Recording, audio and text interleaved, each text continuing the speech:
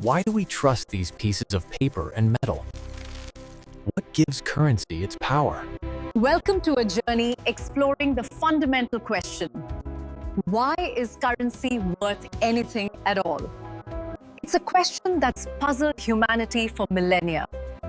Before money, how did people trade? They used a barter system, direct exchange of goods and services. You have something I want, and I have something you want. Simple, right? Not always. Imagine a farmer with a surplus of apples wanting a pair of shoes. But the shoemaker already has enough apples. He needs a new hammer. The trade fails. This is the problem of the double coincidence of wants. Both parties must desire what the other offers. It makes large-scale trade incredibly inefficient and complicated. How do you measure the value? Are 5 chickens equal to 1 cow? It's subjective. Divisibility is another issue. You can't easily chop a cow into smaller units for trade. So, society started looking for a solution, something universally accepted. Enter commodity money, items used as currency that also had intrinsic value. Cowrie shells, for example, were used across Africa and Asia for centuries. They were durable, portable, recognizable, and relatively scarce, giving them value. Salt, essential for preserving food, was so valuable it gave us the word salary. Metals like gold and silver eventually became dominant. Why? They were durable and rare. They don't rot or spoil, and their scarcity made them highly desirable. The next step was standardization. Weighing gold dust for every transaction was cumbersome. So, governments or rulers started minting coins of a fixed weight and purity. These coins represented a guaranteed amount of precious metal, simplifying trade. The image on the coin often represented the issuer, guaranteeing its authenticity. This made transactions quicker, fairer, and fostered trust in the currency. Later, people would deposit their gold with goldsmiths or early banks for safekeeping. They received paper receipts, essentially promises to pay the bearer on demand. These receipts were the precursors to modern paper money, initially representative money.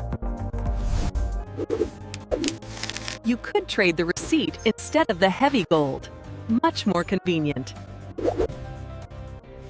However, the value was still tied to a physical commodity, the gold in the vault.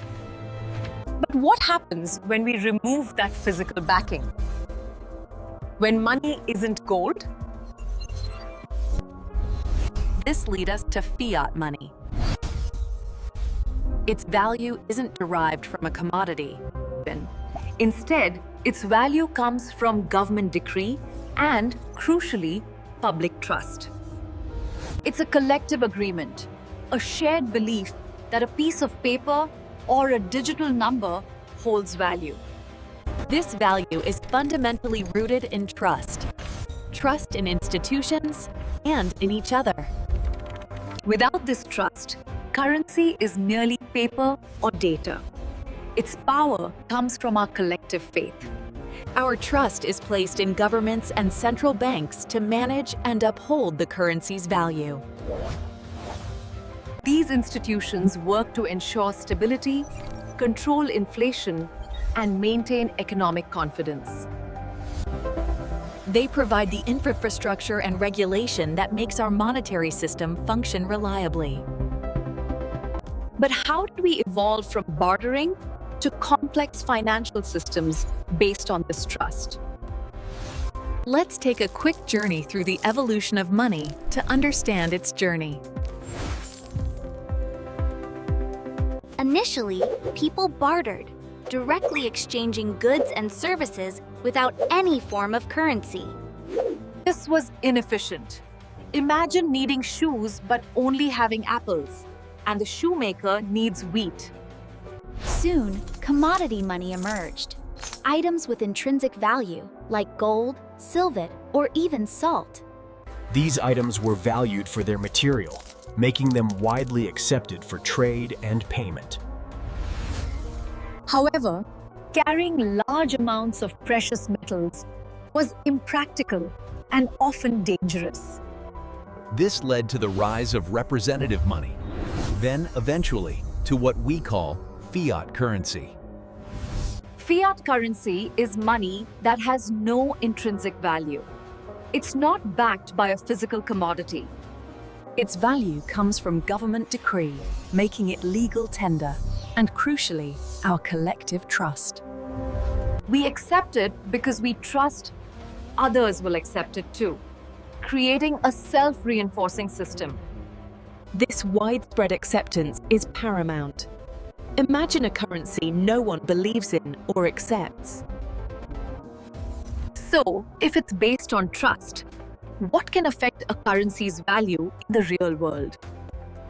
Many factors influence how much a currency is actually worth, both domestically and globally. Yeah.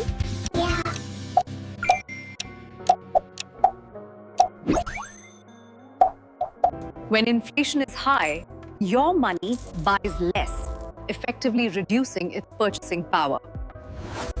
It's like the value of your currency is slowly eroding over time, impacting everyone. As we can see from the rising trends here, the impact is significant. However, the opposite phenomenon reveals a very different economic landscape. While it might sound good, widespread deflation can signal economic problems and instability.